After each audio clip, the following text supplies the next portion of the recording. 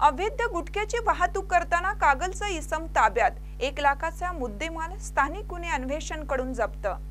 अवैध गुटख्याची वाहतूक करणाऱ्या एका इसमास पकडून 1,01,460 रुपये किमतीचा मुद्देमाल स्थानिक गुन्हे अन्वेषण शाखेने कारवाई करत जप्त केला।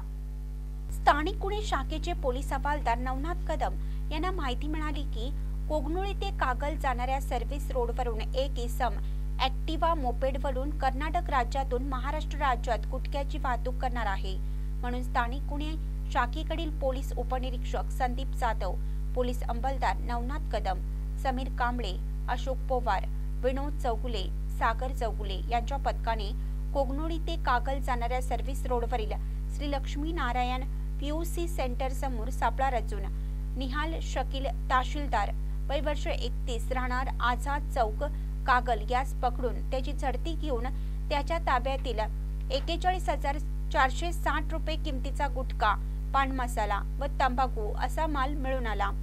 तसेच त्याच्या ताब्यातील ॲक्टिवा मोपेड व मोबाईलसह एकूण 1,01,460 रुपये किमतीचा माल कायदेशीर प्रक्रिया करून हस्तगत केला आहे।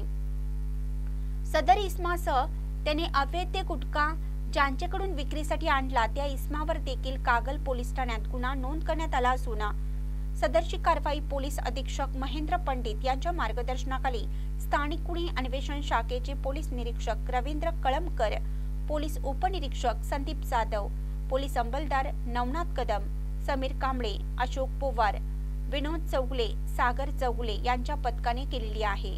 महानकरी न्यूजसाठी संभाजी चौगुले, कोल्हापूर।